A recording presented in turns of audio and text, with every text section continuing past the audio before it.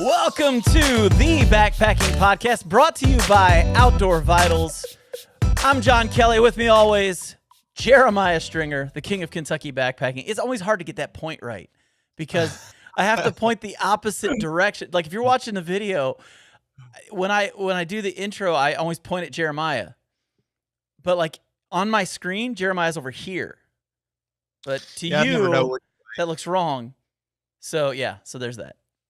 Yeah. See, I'm looking the opposite direction. We got mirrored images here. Yeah. So it's always tricky to do that point at the beginning. I start the point, I have to think, oh wait, it's over here. So there we go.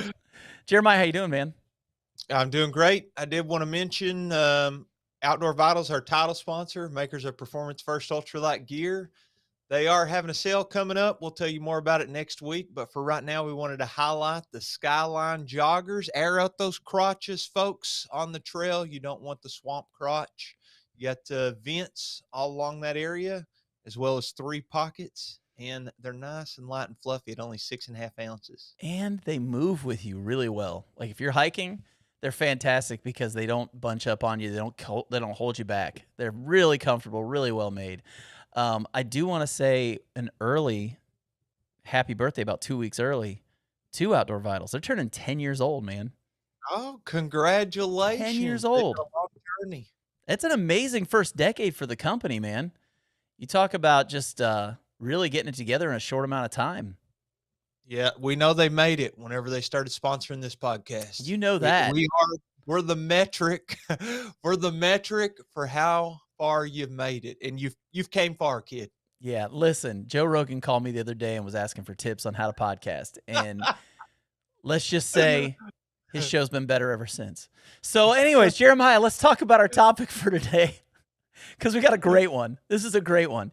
Last week, we talked about like deep, dark secrets of backpacking. And this week, we're going to talk about the things to make the people you're backpacking with mad. Oh, yeah, I like this. These are things that if you're not careful, you're going to tick off everybody you're backpacking with. Now, I think Jeremiah just froze. Oh, there he is. He's back. That was great. Right. It froze, but it froze on this huge smile. So everybody watching the video got to see your grin, you know. It was awesome. Cheese, man. Yeah. So anyways, let's start off with different things that you can do to tick off your friends that you're backpacking with. And the first thing I want to talk about is mooching off of other backpackers. Oh, yes. Yeah, I don't know. Sometimes there's this expectation that you have to share, but especially when it's with strangers, you're like, what is this guy doing? Yeah. Well, the thing that'll drive me nuts is and I've only had to do it one time, and it was actually in April. It was like people not bringing enough of their own gear or forgetting things, and you haven't, the worst being, hey man, that looks really good. Can I have some? I don't mind to give people just like a spoonful, Yeah, but when they're wanting a little bit more, yeah. Like, hey man, can you share that? Yeah. No. The expectation. Or forgetting to bring fuel and needing to borrow fuel. I don't mind loaning out fuel, but there's certain people, it seems like that's every trip they go on. They're borrowing something from somebody else because they don't bring their own stuff. And yeah, I think you can plan ahead of time and do some shared stuff. Like some people share a stove. Yeah.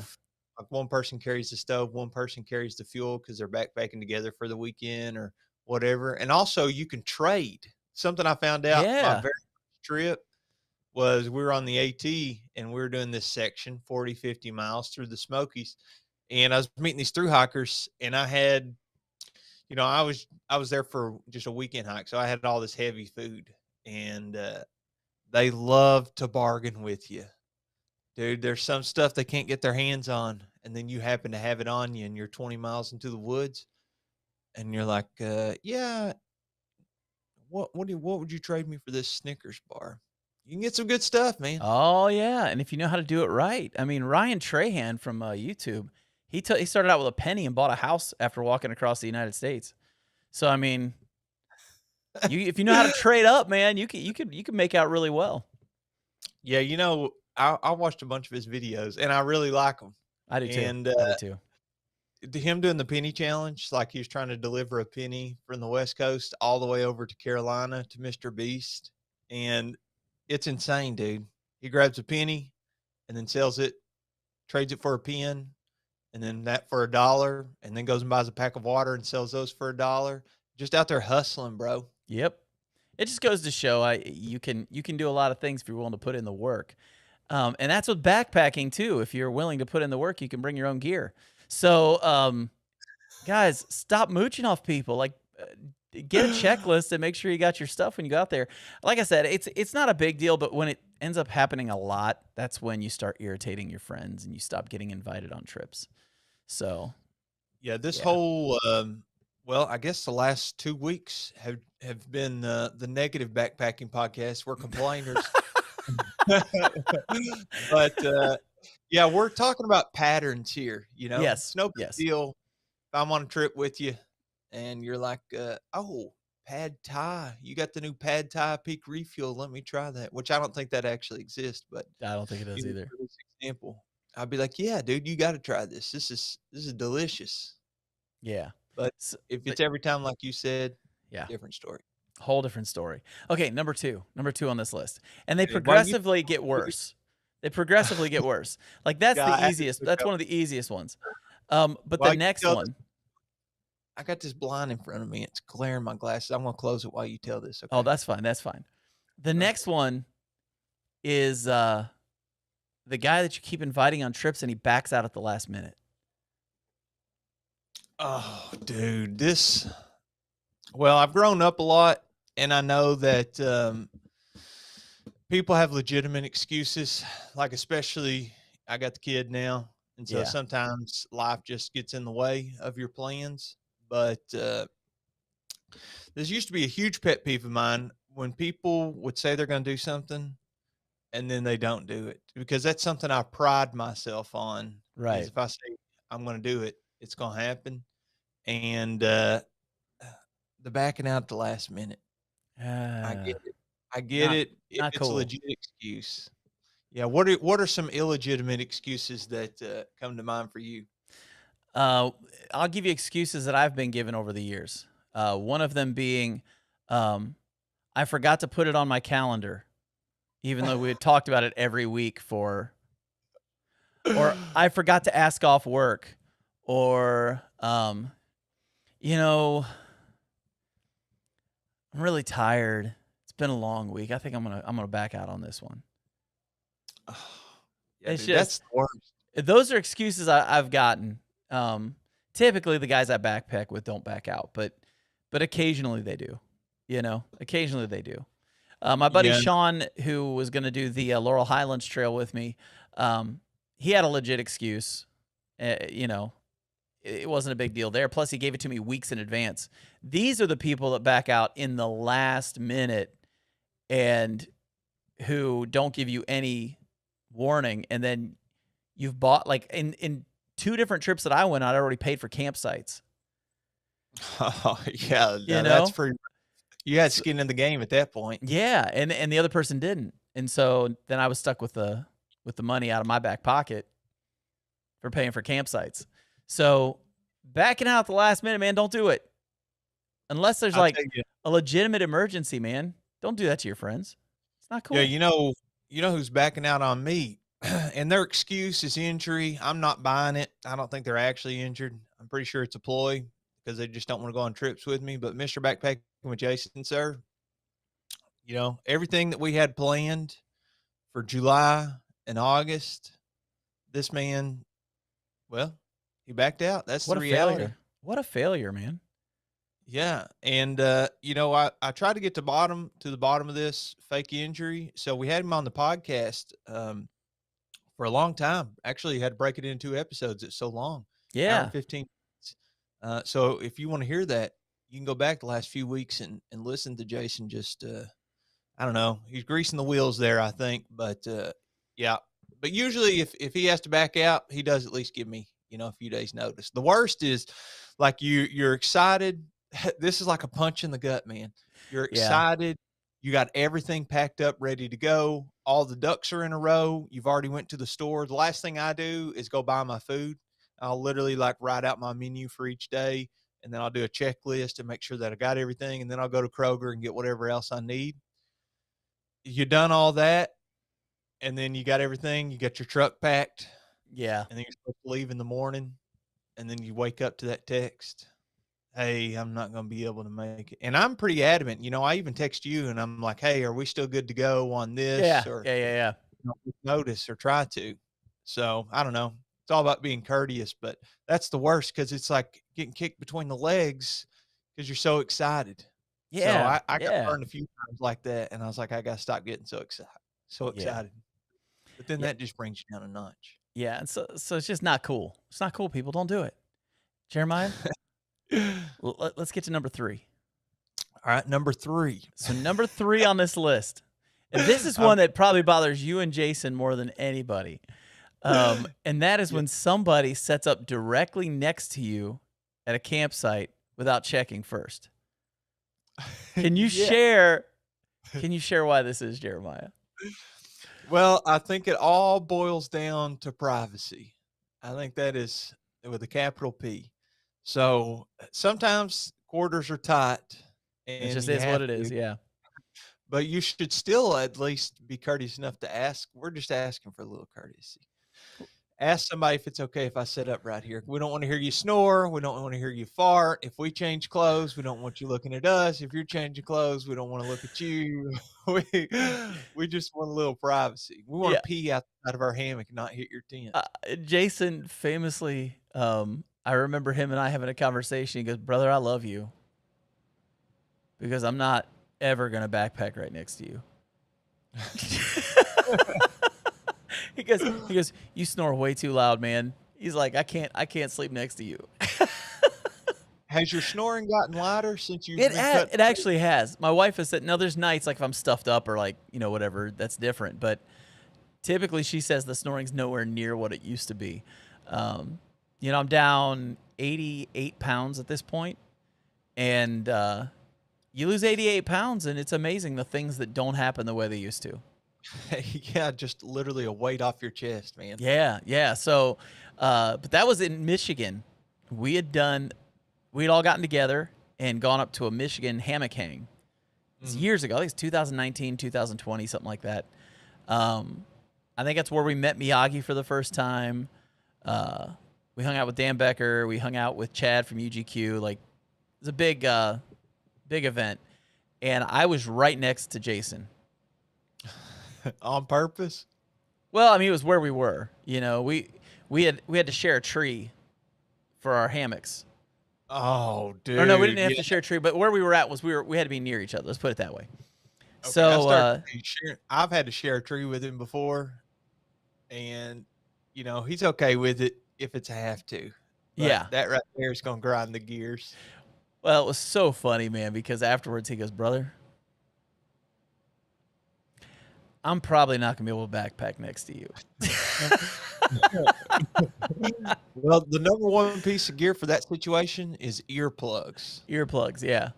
Yeah, that's my go-to. And I gotta tell you, this is a bit hyperbolic, but I feel like I've spent more nights on trail in shelters where I don't know, it's just part of the culture. Sometimes if you're sleeping in the shelter, you're literally gonna be like rubbing elbows through the night with somebody you don't even know. Yeah. It literally sometimes they'll come and sit up in the shelter after you've already gone to bed, and you have what could be an axe murderer right next to you all night. You're just sleeping there, rubbing elbows with them. You say hi the next morning. Yep. And you just kind of have to deal with it. And you're going to hear like a symphony of sleep noises throughout the night. A lot of bodily gases flowing Yes. around through those shelters. Yes. They smell wonderful. As if the body odor isn't enough. Yeah, dude. What percent of people on trail do you think wear deodorant? Through hikers or just the average like overnight backpacker? I would say through hikers, very few. Let's do both. I'd say very few through hikers are doing it. A percentage? Percentage, I'm going to say 10. 10% of through hikers are deodorant wearers while on trail? And what about just your average weekend warrior? I'm going to say 40%. Okay, let me write these down. And I don't know how big our response will be, but I'll put a poll Let's put on up a this poll week. and see what other people think. And actually, instead of what you think, tell us if you do it. Do you use it or don't you? You know, I'm realizing, Jeremiah, my camera's crooked. Oh, yeah. Well, I have had to make some live on-air adjustments. I closed the blind in front of me. I was recording a video the other day, and I was using some good natural light because we all know Yeah. that's the beauty light, that natural light. That's the And good then, stuff. unfortunately, where I have my camera right now, this is a little behind the scenes for you. It's in like this kind of teleprompter thing because everything I'm saying right now, I'm reading off the teleprompter, which is not true. But it does allow me to look directly at the camera and look directly at you. And when I do that, it creates a glare on my glasses. So, Right. but the problem with taking away that natural light was then there wasn't enough light for my Oh, camera. you had to get up and adjust the light. Yeah, I had to adjust the settings on the camera so that Of our course you did. top-notch quality here. Of course you did. Well, okay, so that was number 3. That was number 3. Yeah, we still got a few more. Let's get to number 4. Number 4. This is one that can be pretty frustrating. That's not doing their part of the camp chores. Oh, yeah. Are you calling out my wife right now? Is that what's going on? Nope. She just had a kid. I'm not calling your wife out for anything. Okay. Wise man. He's a wise man. But, man, there's nothing worse than getting to camp and some guy goes and sets his stuff up and then just sits down while everybody else is trying to get firewood or, do whatever's needing to get done around camp. Or it's time to get water and they hand their water bag to someone. Hey, will you get mine for me? Yeah. I'll be guilty. While they're not doing anything else, though. While they're not doing anything else. They're not helping with the fire, nothing. So they're so lazy they don't even want to get their own water. Yeah. My number 1 is firewood. Yeah. I don't know. Sometimes I feel like it depends on the group size, but if it's like, I don't know, 8 people, it usually feels like it's the 2 or 3 people that have some initiative and then they're out there doing all this. It's kind of, here's the problem. So, we have to do like this anti-bullying stuff through school every year, this training. Okay. Right? It's like part of your contract. And so then you can be aware of all the new guidelines and what to look for to prevent bullying and blah, blah, blah. Okay. So I had to do this training every year, and it's usually very, very similar year to year. And one big theme in it is when there's a big group of people and you see 2 people like in a fight or something like that, what happens is there's so many people that nobody feels like they have to take the initiative because somebody else will do it. I just have to tell you, if it was watching the video and I just jumped a mile, my Yeah. son just randomly walked up and touched me. I saw you jump. And I was so focused on you talking, it scared me to death. You couldn't see because it was off camera, but he touched me and I like jumped. I was like, and so I looked at him like, go back upstairs. Sorry about that. No worries. You get what I'm saying? Like if there's so many people, then nobody feels like they have to do it because somebody else will do it. And that's so easy. And I've probably fallen into that just like anybody. I'm You sure get sitting around talking. And then sometimes it just ends up being everybody gets up and goes. We do it every October. We have the Red River Gorge YouTuber meetup. And I bet you there are about a dozen of us going out looking for firewood at one point. Yeah, it's tough pickings up where we were. Yeah. So I remember I was actually walking out and realized I almost walked off a cliff just because I wasn't paying attention. I was by myself. I just kept going and going and going. But then I get back and there were like 3 or 4 people didn't do anything. And you're like, yeah, they're just watching. come on Some now. get a pass. I think age is a factor. Yeah. How strong you are is a factor. But my thing is processing the firewood too, dude. I have a 3-person system. So we take these silky saws. Mm-hmm. Okay. and processing the wood, those things will melt wood. And it's one of the best tools that I have out there Yeah. is the silky saw. And here's what I do. You need a log. And by the way, I'm sure there's a better way to do this. It's just my system. You have a log on the ground, then you have a log that you're cutting. You get one person on each end of the log you're cutting, and then somebody sawing. And then you just cycle those 3 people through. Well, if you have 10 people, then everybody gets a big break.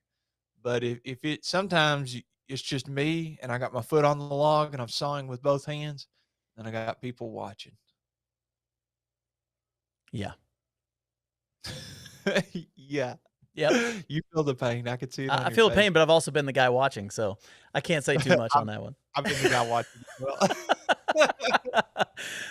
But I think this is more about the guy that doesn't do anything.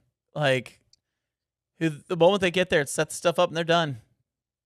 They're already eaten before everybody else is even done with getting to the campsite ready. You know, if I go with Bridget, she's real good now about knowing how to put up our tent together.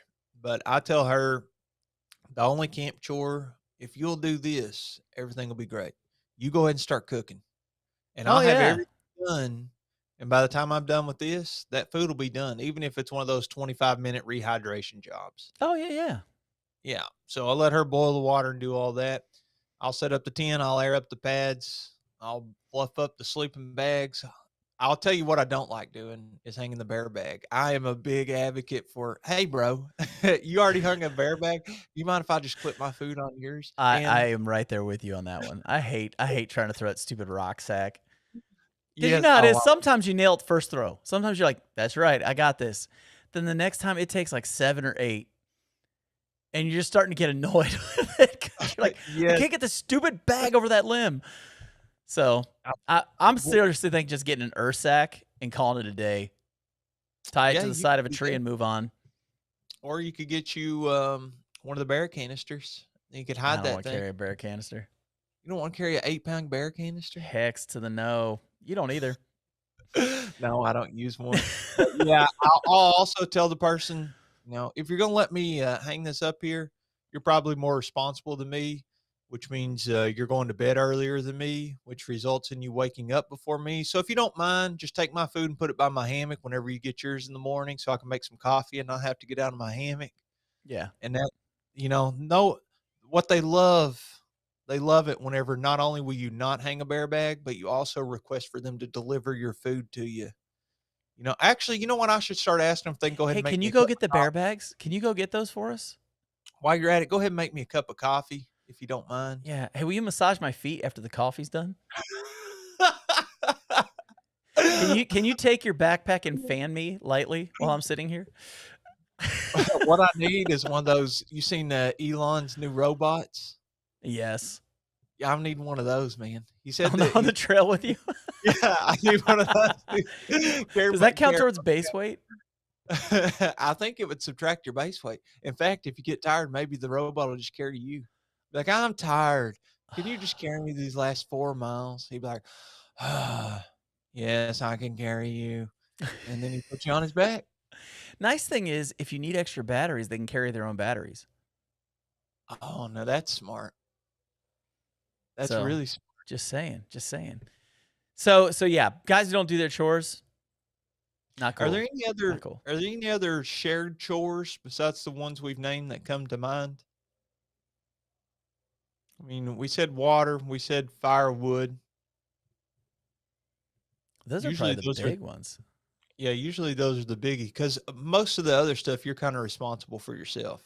You Yeah. had to set up your tent or whatever. You got to get everything ready. You got to cook some food. Yeah. If you go on a trip with Carl Mandrioli, somebody's got to bring the bocce. The bocce. Yeah, we played backcountry bocce. Oh yes, this is that game that you all were trying to explain to me that I Yeah. just could not comprehend. Yes. So what I'm thinking is the next time you and I go out, we'll play, and then you'll know how it goes. Yeah, maybe you can explain it to me by experience. Yes. It was actually fun. It was actually a lot of fun.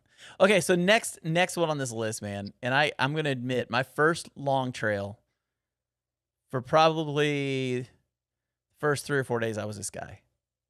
But it was more because I'm a control freak than anything else. But It was constantly asking while hiking, how much further? Another mile, mile and a half? Yeah, mile and a half. Yeah, I was hiking with Brian, Carpenter. We were doing the Sheltowee Trace, and we'd get on these hills, and he had a map, and he could look. He had a GPS program where he could look on his phone, and he Mhm. could see how much further it was up a cliffside or whatever that we were climbing, or a hillside that we were climbing, or whatever, an incline. And I didn't have that on mine. I had Gaia, but it didn't tell me where I was on as far as my elevation. So I would just be like, "Hey man, how much further we got on this one? How much further we got on this one?" He's like, "Dude, we're fine. We're gonna be there soon." I mean, I Yeah, he know had already that. I know he that. But how much further do we have?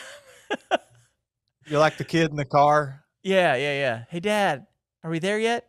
Are we there yet? Are we there yet?" Yeah, if I'm with the "Are we there yet?" guy, my first thing, I'm like, "Dude, as soon as we got service, I don't care if it costs you $25 for this map. You gotta download this app, and you gotta buy this map, and then you could check it on your phone." And, it blew my mind whenever I saw a gut hook, like, the people on the AT, and it was, like, showing like, you literally just click on it, and it's like, "The next water source is in point 0.3 miles. The next Yep. shelter is in 5.2 miles." And I'm like, "This right here, more valuable than gold out here." This knowledge that you get from this GPS tracking. Yeah. And they keep adding new trails all the time. You know, Yeah. the app that I was using was the Hiking Project by REI. Mhm. Do you know what that is now? I think that Onyx Backcountry had purchased that. Yeah, that's Onyx Backcountry. A lot of what they do is basically, instead of using the green color that they use for everything with the REI, it's blue now. So it's basically a blue version of the Hiking Project. Yeah, I'll tell you, I had an initial meeting because I was gonna work with Onyx on my YouTube channel, and I met with the rep, and he said that they had purchased a bunch of different apps. I mean, I think it was in the double digits, so Mhm. I guess there's a lot of money in tech. Those guys are making big moves. I think Dan's still working with them. Yeah. Well, and it's a good program. It really is a good program. I have to use it for my hike for the 100-mile challenge for Outdoor Vitals, which I leave next Sunday for. Oh, dude, I bet you're So excited. I am, but it's having to change constantly. Like I'm now solo. So it's like I was gonna do originally we had talked about doing the Foothills Trail, but the Foothills Trail in October or in August, I mean, is basically you're hiking through the deepest pits of hell because of the heat. Yeah. And so I wasn't gonna do that. And then it was like we're gonna go do the Laurel Highlands Trail. Well, my buddy Sean just wasn't able to pull it off to do that one. So I don't know the area real well, and I don't want to hike it by myself. That's one of those trails I kind of want to hike with somebody. So Mhm. I'm now talking about going to the south end of the Sheltowee and hiking up and catching the spots that I got rerouted since I did it. So there's extra miles that have been thrown onto it. There was a whole section that I just hiked through rain. So I'd kind of like to hike through it when I can actually see what's out there. Um, so I may be doing that this time. But then there's also the possibility I may just like find a big gigantic loop in the Big South Fork and just do it. I don't know yet. I've got a week to plan this thing, but my plan is to get about 70, 75 miles next week if I can. So You had mentioned to me sometime about doing some stuff, I think in Tennessee, maybe it's northern Georgia, Fiery Gizzard Trail, maybe? that was yeah. I've at some point I want to do the Fiery Gizzard. But that's That's probably another one that from talking to different people, that's not a good one to do by yourself because the risk of injury is pretty high with some of the rock scrambling you have to do and everything. So, given my last 3 years of backpacking, I'm not willing to chance that one by myself. Yeah, take the SOS button Yeah, wherever I don't think I want to do that. So, I'd rather be somewhere where you're not too far from civilization, and I don't the risk of injury isn't quite as high as that trail, because that trail apparently like a lot of people mess their knees and ankles up, um, because of some of the rock scrambling you have to do in it. Oh, this makes me wanna do it so much more I now. I want to do it. I think it's a 24-mile trail. Is that right? 24? I don't I'd know. have to I'd have to check. I don't know. But I do want to do the John Muir Trail down in Tennessee too. So That may be one of the things I do. Well, that right there would knock out quite a bit of the miles on your 100-mile challenge for Outdoor Vitals. That'd be 20 of it right there just on that trail.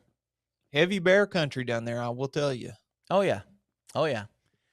Definitely. And I've done a lot of hiking down through there, and I've hiked on that trail. I just haven't hiked the whole trail. So, but yeah, so I used to be the how much further guy. I used to be there with the area guy. Now that was clear back in 2018. That was the first time I did like a long trail, 350 miles or whatever it was. Well, I think it said 323, but I think when all was said and done with getting lost on the trail and missing a trail side or something and everything, I think we ended up with around 350 miles. So, but yeah, that's a big one. That's a big one. Your first big backpacking trip, wasn't it Kilimanjaro? Yeah. Yeah, Kilimanjaro would have been the first big one. But that was kind of a cheater trip. So, well, I heard like your version, and was it Dixie that we had on? Yeah, did it as well. And then the last person I ran into that had done it was the anesthesiologist for whenever Bridget went in and got the C-section done. Yeah. And this guy, born and raised in Tanzania. Really? Yeah, super nice guy. And I got to hear kind of like what I would consider, I don't know, like a locals version of how the trip goes. But he also, I was like, so is this something that y'all do all the time, or is this more like a more of a tourist thing? Because a lot of times when you live in an area, you don't go do something that all the tourists do. And he's like, yeah, it's more like that, even though he said he would suggest if you live around there and you're able to do it. But yeah, he told me all about, the same stuff you did. You called it a cheater trip, but they set up your base camp and cook for you and all that. Yeah. And it's a hard hike at times. The hardest part for me was the actual summit. We just happened to go, and it was the middle of winter, and we hit like 30-mile-an-hour winds, and it was a -30 wind chill, and it was pretty brutal. That was brutal, but outside of that, it really wasn't it wasn't that difficult. Let's put it that way. Well, Jeremiah, we didn't get to all of these, but I do want to come back to these, and we may come up with some more between now and next week. But there are some things that people can do that really tick you off when you're backpacking with them. Yeah, dude. I love complaining about it too. This is my voice. Yes. This is the truth. There are some things that just annoy you. So do us a favor. Put some in the comments of this video, and our next video we may use your comments as part 2 of this podcast. So if you got some good ones that drive you nuts, put them out there. They can definitely comment on YouTube. I'm curious if Spotify, how last week or the week before I was like, hey, they changed the comment system on there. I wonder if I can do the poll and allow them to comment. I'm pretty sure it'll work. But before, I think that you had to do one or the other. I could be wrong on that. Or email us. Email us backpackingpodcast@gmail.com. Yeah, anytime. For anything. We would love to hear your comments. And like I said, if we see some on there that are really good, we may end up talking about them next week. And we will give credit to whoever sends that suggestion. A lot of clout hearing your name on this podcast. Right. Trust me, man, when Joe Rogan's calling your phone asking you how to do podcasting, you've hit it big. Well, Jeremiah, this has been a good one, man. This has been good. I'm looking forward to next week, getting some comments and seeing what else we can talk about. So for myself and Jeremiah Stringer, we will catch you guys on the next one. Adios, folks.